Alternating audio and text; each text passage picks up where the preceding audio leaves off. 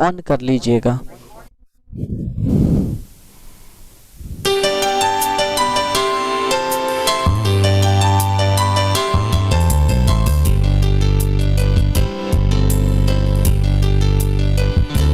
मेरा यीशु है कितना महान, उसके जैसा कोई है कहाँ।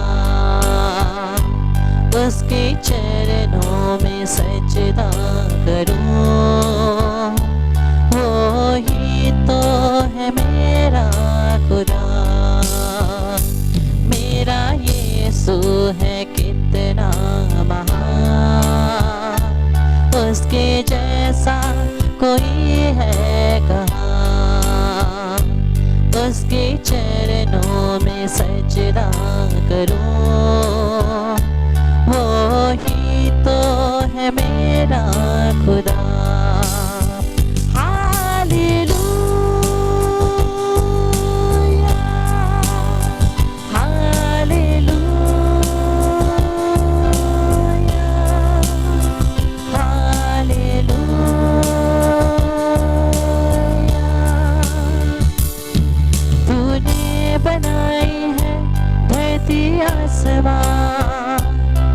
अपने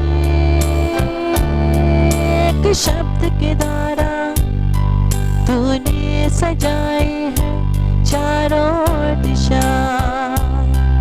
अपने सामर्थ्य के द्वारा क्या है इंसान जो तू उसे याद करे। क्या है इंसान जो तू उसे प्यार करे। क्या है इंसान जो तू उसे याद करे। क्या है इंसान जो तू उसे प्यार करे। मेरा यीशु है कितना महान, उसके जैसा कोई है कहाँ। उसके चरणों में सजदा करूं, मेरा खुदा। मेरा यीशु है कितना महान, उसके जैसा कोई है कहाँ। उसके चरणों में सजदा करूं, वो ही तो है मेरा खुदा। तू है पवित्र यहोवा एल शद्दाई, तू है शलोम यहोवा अदोनाई। तेरी इच्छा से तूफान उठे, तेरी आज्ञा से आंधी थम जाए। क्या है इंसान जो तू उसे याद करे। क्या है इंसान जो तू उसे प्यार करे। क्या है इंसान जो तू उसे याद करे। क्या है इंसान जो तू उसे प्यार करे। मेरा यीशु है कितना महान, उसके जैसा कोई है कहाँ। उसके चरणों में सजदा करूं, वो ही तो है मेरा खुदा। Hallelujah, hallelujah,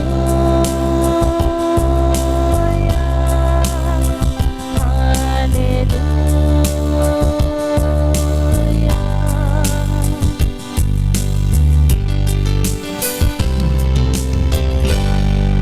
Praise the Lord, hallelujah. आप लोग अपने अपने वीडियोस को ऑन रखिए, हम लोग एक दूसरे को देख करके प्रभु के वचन को सुनेंगे, प्रभु के वचन को बोलेंगे, उनकी आराधना करेंगे, स्तुति देंगे, उनको धन्यवाद देंगे। पिता और पुत्र पवित्र आत्मा की बड़ाई होवे, जैसे वे आदि में थी, अब है और अनंत काल तक सदा रहेगी। आमीन। Praise the Lord, hallelujah. Krishna मेरे प्यारे भाई और बहनों, कितने लोगों के जीवन में परेशानियां हैं? कितने लोगों के जीवन में परेशानियां हैं? सभी के जीवन में कोई ना कोई परेशानी है ना। हम लोग कोई भी बिना परेशानी के नहीं है, इतना शांति में कोई भी नहीं है, सभी लोग परेशानी में है। और कभी कभी हम लोग के मन में ये सवाल उठता है कि मैं इतना प्रभु का अनुसरण करता हूँ, प्रार्थना करता हूँ, बाइबल पढ़ता हूँ, रोज़री माला विनती करता हूँ, फिर भी मेरे ऊपर इतना कष्ट क्यों आता है? मैं इतना प्रभु की आराधना करता हूँ, उनकी उपस्थिति में आता हूँ, फिर भी कैसे मेरे जीवन में इतना परेशानी आता है? और जब ये होता है, हमारा विश्वास टूट जाता है, हम लोगों का भरोसा टूट जाता है, विश्वास टूट जाता है। ये जरूर होता है, क्योंकि हम लोग मनुष्य है, और हम लोगों के जीवन में जब भी कोई ना कोई परेशानी आती है, हम प्रत्येक के मन में ये सवाल उठता है, अरे मैं तो परमेश्वर की स्तुति करता हूँ ना, उनकी आराधना करता हूँ ना, तो कैसे मुझ में फिर इतना परेशानी आए? तो फिर कैसे मेरे जीवन में इतने कष्ट आए? हम लोग सोचते हैं। और हम वचन खोलेंगे, आज वचन को पढ़ेंगे, यूहन्ना का सुसमाचार अध्याय 15 पद संख्या 1 और 2। यूहन्ना का सुसमाचार अध्याय 15 पद संख्या 1 और 2।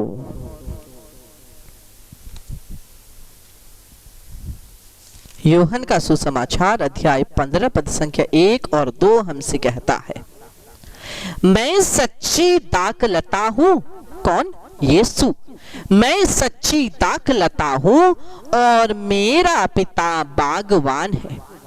वह उस डाली को जो मुझ में नहीं फलती काट देता है। सुनिए ध्यान से, वह उस डाली को जो मुझ में नहीं फलती काट देता है, और उस डाली को जो फलती है छांटता है, जिससे वह और भी अधिक फल उत्पन्न करे। तो वचन क्या कहता है? यीशु क्या कहते हैं? जिस डाली फलती नहीं है, वह प्रभु के परमेश्वर क्या करते हैं? उसको काट देते हैं ना। और जो डाली फल उत्पन्न करता है, उसको परमेश्वर क्या करते हैं? छांटता है ना। और छांटने और काटने में उतना डिफरेंस तो नहीं है, काटना ही है अंत में ना। तो वचन कहता है, जो फल नहीं फलाता वो काटा जाएगा, जड़ से उखाड़ के फेंका जाएगा, काटा जाएगा, और जो भी फल फलाता है वो छांटा जाएगा। जब काटते हैं उसमें भी दुख है ना, और जब छांटते हैं उसमें भी दर्द है, हाँ या ना? दोनों में दर्द है। जो फल नहीं फलाता उसको भी दर्द है, जो फल फलाता है उसको भी दुख है। वही हमारा जीवन है। हम लोग जितना प्रभु के पास आएंगे उतना और परेशानियां आ सकती है। क्यों? क्योंकि शैतान हमारे जीवन से उस भरोसे को तोड़ना चाहता है, उस कष्ट को हमारे जीवन का एक बोझ बना करके ऐसे प्रकार से दिखाता है कि हम संदेह करना शुरू करें। हमारा पिता क्या कहता है? वह पिता कहता है कि मैं तुमसे प्यार करता हूं, और हम लोग सोचेंगे, अरे प्यार करने वाला पिता ऐसा होता है जो हमें दुख में डाले, तकलीफ में डाले। हम लोग सुनते हैं सेंट्रीज ऑफ आविला का नाम आप लोगों ने सुना होगा। सेंट्रीज ऑफ आविला एक बार यीशु के साथ बात कर रही थी। सेंट्रीज ऑफ आविला यीशु से बोल रही थी, प्रभु आप क्यों मेरे जीवन में इतना दुख देते हैं? आप इतना दुख भेजते हैं, इसीलिए आपका कोई भी दोस्त नहीं है। तो वो बोलती है कि आप मेरे जीवन में इतना दुख क्यों देते हैं? तब यीशु क्या कहते हैं? मैं मेरे दोस्तों के ऐसा ही बर्ताव करता हूं, मैं मेरे दोस्तों के साथ ऐसा ही करता हूं। तब आविला कहती, इसलिए आपका कोई दोस्त नहीं है।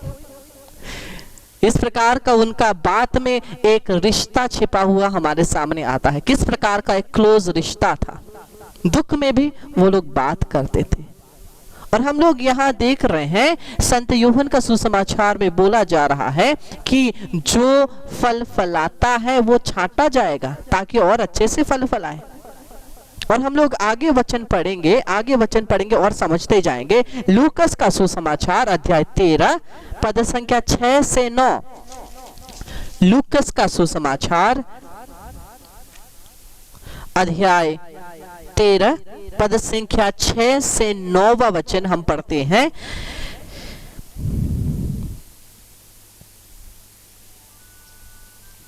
तब ईसा ने यह दृष्टांत सुनाया, किसी मनुष्य की दाख बारी में एक अंजीर का पेड़ था। वह उसमें फल खोजने आया, परंतु उसे एक भी नहीं मिला। तब उसने दाख बारी के माली से कहा, देखो मैं 3 वर्ष से अंजीर के इस पेड़ में फल खोजने आता हूं, किंतु मुझे एक भी नहीं मिलता। इसे काट डालो, यह भूमि को क्यों छेके हुए है। परंतु माली ने उत्तर दिया, मालिक इस वर्ष भी इसे रहने दीजिए, मैं इसके चारों ओर खोद कर खाद डाल दूंगा। यदि यह अगले वर्ष फल दे तो अच्छा, नहीं तो इसे काट डालिएगा।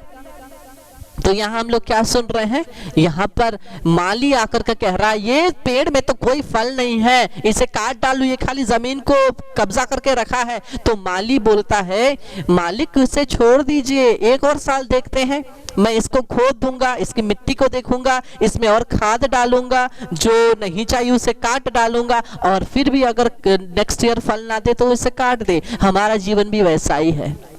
हमारे जीवन में भी हमें पवित्र आत्मा के फल उत्पन्न करने के लिए, पवित्रता का फल उत्पन्न करने के लिए हमारे जीवन में भी प्रभु यही खोदने का काम करते हैं। और जब खोदा जाता है तकलीफ तो पेड़ को होती है ना।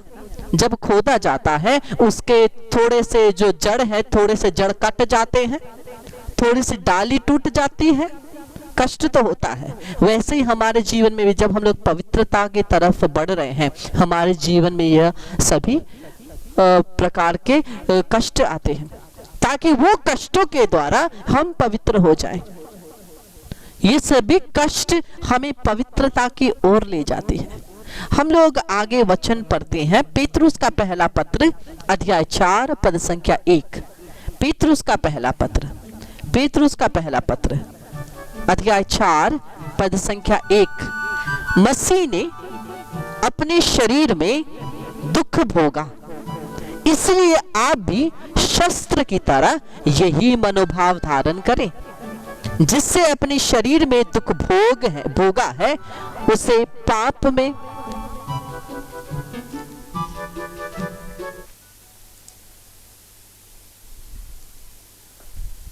हम लोग सुनते हैं। पेतरुस का पहला पत्र अध्याय 4 पद संख्या 1 कहता है, मसीह ने अपने शरीर में दुख भोगा, इसलिए आप भी शस्त्र की तरह यही मनोभाव धारण करें। यीशु ने दुख भोगा, इसलिए उनके अनुयायी होने के नाते हमें भी वही मनोभाव रखना है कि हमें भी जरूर दुख सहना है। क्योंकि क्रिस्तीय जीवन फूलों से भरा हुआ रास्ता नहीं है। क्रिस्तीय जीवन क्रूस का रास्ता है, कलवारी का रास्ता है। और जिस कलवारी के रास्ते पर यीशु चले, और यही वचन कहता है यीशु ने भी दुख सहा है, इसलिए हमें भी यही मनोभाव रखना है कि हमें भी सहना पड़ेगा, हमें भी परेशानियां झेलनी पड़ेगी। और आगे हम लोग सुनते हैं वचन को। पेतरुस का पहला पत्र अध्याय 2 पद संख्या 1, उससे ही एक पेज आगे अध्याय 2 पद संख्या 21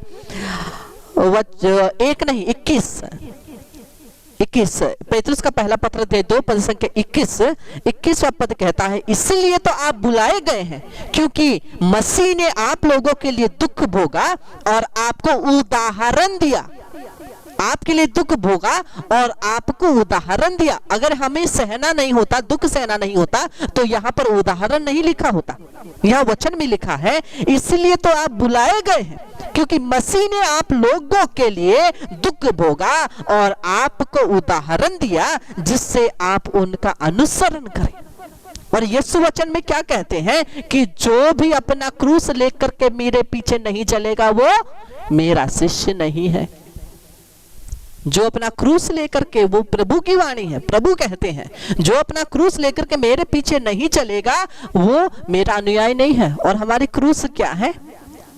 जितने भी दुख तकलीफें परेशानी बीमारियां हैं, यही तो हमारी क्रूस है। कोई ऊपर से हमें एक बड़ा सा क्रूस ला करके लेकर के चलने के लिए नहीं देगा। हमारे साधारण जीवन में यही असाधारण क्रूसें हैं। हमारे जीवन की परेशानियां, कठिनाइयां, यही तो हमारी क्रूसें हैं। और जब इन क्रूसों को लेकर के हम यीशु के पीछे चलेंगे, तभी हम लोग यीशु के साथ क्रूसित होकर के पुनरुत्थान का जीवन प्राप्त करेंगे। हमें क्या चाहिए? हमें केवल आनंद चाहिए, केवल खुशी चाहिए। लेकिन याद रखिए, अनंत जीवन, पुनरुत्थान की खुशी केवल क्रूस के बाद आई थी, क्रूस से पहले नहीं। जब अगर यीशु उस क्रूस के दुख को झेल कर नहीं जाते, तो उस अनंत जीवन का जो खुशी है वो हम लोग नहीं पाते। इसलिए जब हम लोग इस दुख से, कठिनाई से बढ़ते जाएंगे, तब हम लोग और पवित्र होते जाएंगे। और हम लोग देखते हैं कि यह जब हम लोग दुख झेलते हैं, अन्य लोगों के लिए एक चीज है, लेकिन जब क्रिस्तीय लोगों के जीवन में दुख आता है, ये बहुत अच्छी बात है। क्यों? क्योंकि हम इन दुखों के द्वारा यीशु की सहायता कर सकते हैं, यीशु की तरह उस क्रूस को झेल सकते हैं। हम अपने निजी जीवन में, डेली लाइफ में कितने बार यीशु की तरह अपने परेशानियों के कारण, अपने जॉब में या तो अपने घर में, कितने बार दुखों के द्वारा, परेशानियों के द्वारा और अपमान के द्वारा क्रूसित होते हैं या नहीं? जरूर क्रूसित होते हैं। और यही क्रूस को लेकर चलना है। और लेकिन इन क्रूसों को हमें ऐसे ही व्यर्थ नहीं फेंकना है। जब हमें कुछ कष्ट झेलना पड़े, उसे हम किसी आत्मा के परिवर्तन के लिए समर्पित करें। या तो अगर आपके परिवार में कोई गुजर गए हैं, उनकी आत्मा के लिए भी आप अपने कष्टों को समर्पित कर सकते हैं।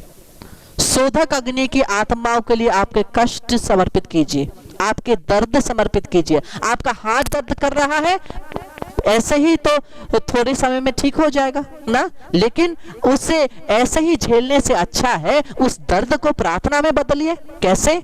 आप बोलिए, यीशु मेरा जो हाथ में दर्द हो रही है, ये दर्द को मैं शोधक अग्नि के आत्मा के लिए समर्पित करता हूँ। या तो मेरे परिवार में ऐसे लोग हैं, उनकी बीमारी के लिए समर्पित करता हूँ, तो आपका बीमारी भी ठीक हो जाएगा और जिसके लिए आप प्रार्थना कर रहे हैं वो भी आशीषित हो जाएंगे।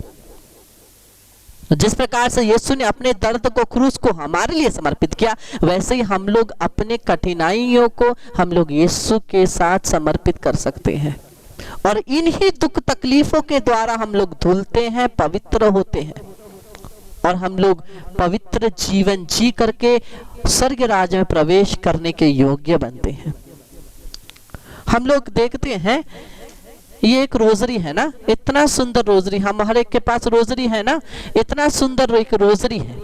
लेकिन इस रोजरी को बनाने के लिए हम जब देखें, ये तो रेडीमेड ऐसा नहीं है, इसे बनाना है ना। जब मैंने इसे बनाने के लिए लिया तो हमें क्या चाहिए? बीड्स चाहिए ना, बीड्स चाहिए और हमें चाहिए पिन्स। और इसी को जोड़ करके हम लोग जब बीड को डालेंगे, घुमाएंगे, काटेंगे, तभी तो अंत में मिलकर के इतना सुंदर रोजरी बनता है या नहीं? वैसे ही हमारे जीवन में भी हमें हमारे कष्टों की तरह इस रोजरी को बनने के लिए भी तार को, बीड को कष्ट झेलना पड़ा, काटना पड़ा, घूमना पड़ा। वैसे ही हमारा जीवन भी हमें भी कटना है, हमें भी घूमना है, कष्टों के द्वारा, बीमारियों के द्वारा। और अंत में हम लोग इतने सुंदर बन जाते हैं। हमारा जीवन क्या बन जाता है? हमारा जीवन परमेश्वर के लिए एक आराधना का गीत बन जाता है। संत फॉस्टीना कहते थे, हे प्रभु मेरा जीवन आपके लिए आराधना का एक गीत बने। हमारा जीवन भी यही आराधना का गीत बन सकता है। लेकिन हम लोग कंप्लेन करते हैं, मुझे ही इतना बड़ा कष्ट क्यों? लेकिन प्रभु का वचन कहता है कि जितना हम झेल सकते हैं उससे बड़ा क्रूस हमें नहीं दिया जाएगा। जितना हम झेल सकते हैं उससे बड़ा क्रूस हम लोग नहीं ले सकते हैं। इसी के बारे में एक छोटी सी कहानी है। एक महिला एक पुरोहित के पास गई। ऐसे ही करिश्माई रिट्रीट के दौरान वो पुरोहित के पास गई और पुरोहित के पास जाकर के बोलती है, फादर जी मेरे जीवन में इतना क्रूस है, इतने बड़ी कठिनाइयां हैं, प्रभु मेरे जीवन में इतने बड़े क्रूस क्यों भेजते हैं? मैं उसे सह नहीं सकती हूँ। और पुरोहित ने पूछा, अरे रुको रुको रुको, बोलो क्या हुआ, तुम्हारा इतना बड़ा क्रूस क्या है? तब उसने कहा, अरे फादर जी मैं आपको क्या बताऊं, मेरा पति इतना पीता है, ये मेरे जीवन का क्रूस है। तब पुरोहित कहते हैं, ठीक है तुमको इस क्रूस को लेकर के आगे चलना है। तो वो बोलती है, नहीं प्रभु, नहीं पुरोहित, नहीं फादर जी, आप प्रार्थना करके मुझे दूसरा क्रूस दिलवाइए, ये मेरे लिए बहुत भारी क्रूस है। तो पुरोहित बोलते हैं, ठीक है मैं तुमको दूसरे क्रूसों का सैंपल दूंगा। और पुरोहित प्रार्थना करके बोलते हैं, क्रूस का पहला सैंपल ये है कि तुम्हारा पति मर जाएगा। दूसरा क्रूस का सैंपल ये है कि तुम्हारा बेटा फेल हो जाएगा। तीसरा क्रूस ये है कि तुम्हारा बेटा बीमार पड़ के मर जाएगा। इतना बोलते बोलते वो महिला बोलती, ठीक है फादर हो गया, जो क्रूस मेरे पास है वही मैं झेल सकती हूँ। और हमारे जीवन में ऐसा होता है, हम लोगों की नजर हमेशा दूसरे क्रूसों में होता है कि हमें यह क्रूस मेरे लिए बहुत भारी है। लेकिन हमें याद रखना है, जिस क्रूस को यीशु ने हमारे लिए झेला है उसके सामने दुनिया की कोई भी क्रूस बड़ी नहीं है। दुनिया की कोई भी क्रूस बड़ी नहीं है। जिस अपमान को यीशु ने झेला उस अपमान के आगे हम लोगों का अपमान कुछ नहीं है। जिस दर्द को यीशु ने झेला उसके सामने हमारा दर्द कुछ नहीं है। इन सभी बातों को हम लोग याद करेंगे। और जब हम लोग इन वचनों को सुन रहे हैं ना, ये वचन हमारे शरीर में, जीवन में इतना शक्ति देता है। क्या के लिए? इन क्रूसों को लेकर के आगे बढ़ने के लिए। एक आशा की किरण, एक सामर्थ्य बन के हमारे जीवन में आता है। हम लोग सोचते होंगे रोज हम लोग 8 बजे आते हैं, वचन को सुनते हैं, वो हमारे लिए क्या कर रहा है। कभी कभी उन आशीषों को हम लोग इस आंख से नहीं देख सकते, केवल आत्मिक रूप से उन आशीषों को हम लोग देख सकते हैं। हमारे जीवन में इन सेशनों में आने के द्वारा, प्रभु के वचन के द्वारा बहुत सारे चिन्ह चमत्कार होते हैं। प्रभु के वचन के द्वारा, क्योंकि प्रभु का वचन अनमोल है, हर बंधन को तोड़ता है। और जब हम लोग ऐसे बैठ करके वचन को सुन रहे हैं, वचन हम में प्रवेश करता है, हमारे शरीर को धोता है, बीमारियों को चंगा करता है। यिर्मयाह का ग्रंथ में हम लोग सुनते हैं, प्रभु का वचन कहता है, मेरी वाणी अग्नि जैसी है, वो उस हथौड़े की तरह है, जो चट्टान को टुकड़े टुकड़े कर देता है, जो चट्टान को टुकड़े टुकड़े कर देता है। मेरी वाणी अग्नि जैसी है। हम लोग के वचन केवल सुनने मात्र से क्या होता है, वो वचन जो अग्नि जैसी है हमारे शरीर में आकर के हमारे कमजोरियों को, बीमारियों के कीटाणुओं को जला देता है। और अगर हमारे अंदर कोई भी शैतान की बेड़ियां हैं उसे तोड़ देता है। वह उस हथौड़े की तरह है, वो हथौड़ा उस सभी बंधनों को तोड़ देता है।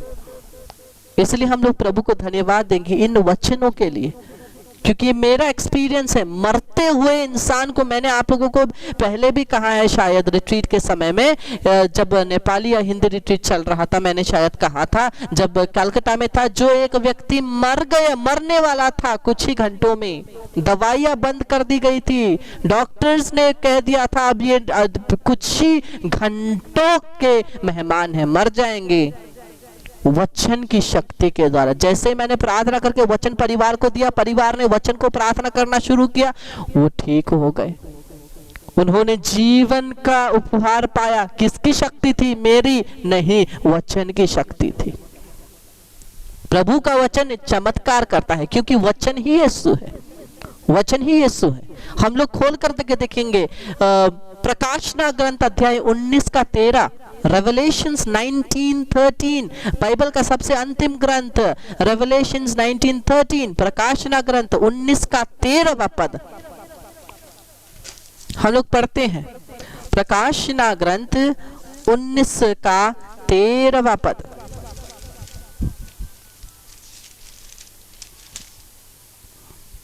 वह रक्त में डुबाया हुआ वस्त्र पहने हैं। कौन कौन रक्त में डुबाया हुआ वस्त्र पहना है? यीशु। बोलिए यीशु। हाँ, वह रक्त में डुबाया हुआ वस्त्र पहने हैं, वचन कहता है, और उसका नाम है ईश्वर का शब्द। और उसका नाम क्या है? ईश्वर का शब्द। मतलब यीशु का नाम ही ईश्वर का शब्द है। मैं वचन के बारे में और आने वाले दिनों में बताऊंगा, क्योंकि प्रभु के वचन मैंने आपको पहले भी बताया है, उन्हीं बातों को भी मैं फिर से दोहराना चाहूंगा, क्योंकि प्रभु का वचन इतना अनमोल है, जितना हम लोग सुनेंगे उतना कम है। और कभी कभी हम लोगों का एक बहुत फनी सा बात होती है हमारे जीवन में ना। मेरे को कल पिछले दिन कोई एक जन बोल रहे थे कि अरे मैं रात को सो नहीं पा रही थी, डिस्टरबेंस हो रहा था, इसीलिए मैं उसके बाद में पवित्र आशीष पानी को घर में छिड़की और उसके बाद सो गई, उसके बाद अच्छे से नींद आया। हमारा प्रॉब्लम ये है, जब कुछ होता है तभी हम लोग आशीष पानी को छिड़कते हैं, तभी हम लोग प्रार्थना करते हैं। अरे पहले से ही अगर आशीष पानी रोज दिन घर में छिड़केंगे तो ऐसा कुछ नहीं होगा ना। इस बात को हम लोग याद रखेंगे। अगर पहले से ही हम लोग आशीष पानी लेकर के छिड़कते हैं, पहले से ही हम लोग पवित्र यीशु के लहू में घर को बांधते हैं, प्रार्थना करते हैं सुरक्षा के लिए, तो कोई बात नहीं ना। लेकिन हम लोग की क्या है, कुछ होने के बाद ही हम लोग छिड़कते हैं, तो क्या फायदा? हो तो गया ना, जो होना था हो गया ना, तो क्या का फायदा? इस बात को याद रखेंगे, इसलिए हर चीज के लिए तैयार रहेंगे, प्रार्थना में, आत्मा में। आइए हम लोग आगे बढ़ते हुए प्रभु की आराधना करते हुए, स्तुति करते हुए, धन्यवाद देते हुए चंगाई छुटकारे के प्रार्थना में आगे बढ़ेंगे। सभी लोग हाथों को आगे बढ़ाइए स्क्रीन की तरफ।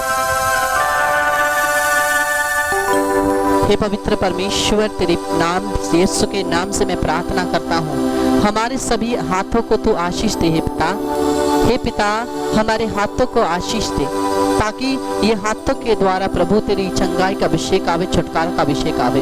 यीशु के नाम से हमें चंगाई मिले, छुटकारा मिले, यीशु के नाम से, यीशु के नाम से। तेरे पवित्र लहू से इन हाथों को स्पर्श कर दे, तेरे पवित्र पवित्र पवित्र पवित्रतम तेल से इन हाथों को अभिषेक कर दे। हमारे सभी एक एक के हाथों को अभिषेक करते हैं अब्बा, हमें सर से पांव तक तेरे पवित्र लहू से धोकर के हमें शुद्ध कर दे।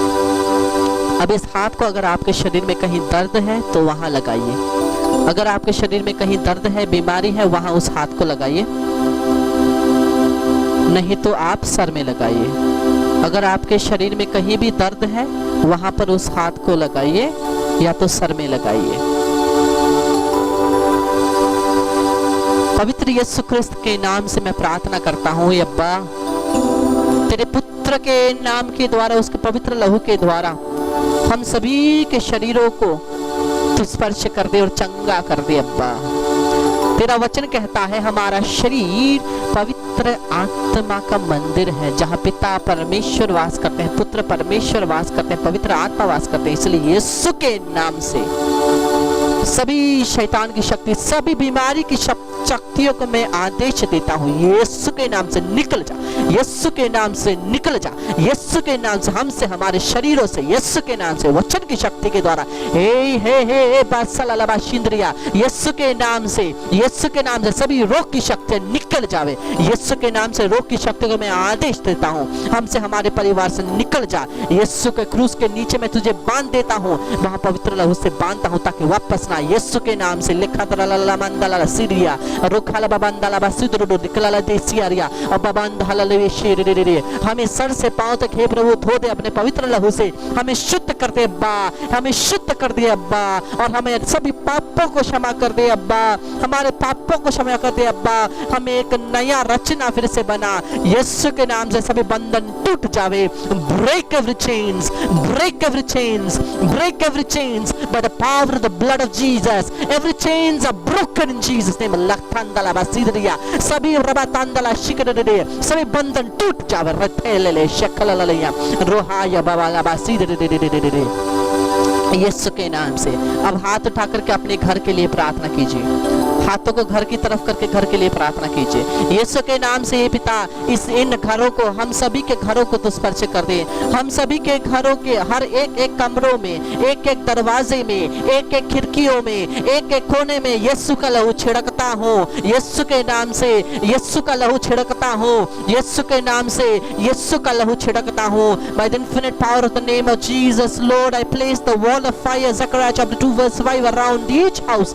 Ridandala basiri tralalandala darona basililia karbedendia rihaya rabandala yeshiri suklabandalia, hallelujah, ritarandala yesiri। हमारे घरों को तो आशीष दे पिता, यीशु के नाम से प्रार्थना करता हूँ। By the infinite power of the name of Jesus, by the power of the precious blood of Jesus, I bind and cast out without exception every wicked spirit of separation, sudden deaths, accidents, suicides, murders, fights, quarrels, addictions, sicknesses, all kind of heart ailments and all kind of diseases, all kind of negative spirits, and without exception all kind of viruses, without exception I bind you and cast you out from each one of us, our family members, near and dear ones, relationships, 6 areas of life. I send you to the feet of Jesus Christ of Nazareth and bind her only with the blood of Jesus, never to return, never to return, never to return. Remain that in the second coming of Jesus Christ, let the Lord do justice to you.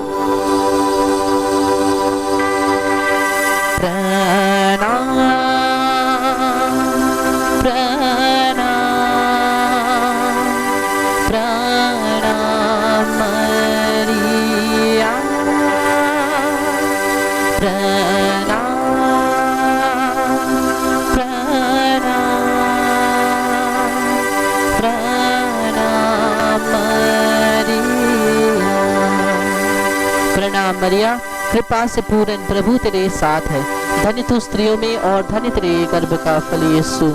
हे संत मरिया, परमेश्वर की माँ, प्रार्थना कर हम पापियों के लिए अब और हमारे मरने के समय, आमीन। हम संत पिता पोप फ्रांसिस के लिए प्रार्थना करें। हे हमारे पिता जो स्वर्ग में है, तेरा नाम पवित्र किया जावे, तेरा राज्य आवे, तेरी इच्छा जैसे स्वर्ग में है वैसे इस पृथ्वी पर भी पूरी होवे। हमारा प्रतिदिन का आहार आज हमें दे, और हमारे अपराध हमें क्षमा कर जैसे हम भी अपने अपराधियों को क्षमा करते हैं, और हमको परीक्षा में ना डाल परंतु बुराई से बचा, आमीन। पिता पुत्र पवित्र आत्मा के बड़ाई होवे, जैसे वे आदि में थी, अब है, अनंत काल तक सदा रहेगी, आमीन। मरिया क्रिश्चियनों की सहायता हमारे लिए प्रार्थना कर। हे संत जोसेफ, हमारे लिए प्रार्थना कर। यीशु का पवित्र हृदय, तेरा राज्य आवे। क्रूस का चिन्ह पिता पुत्र पवित्र आत्मा के नाम पर, आमीन।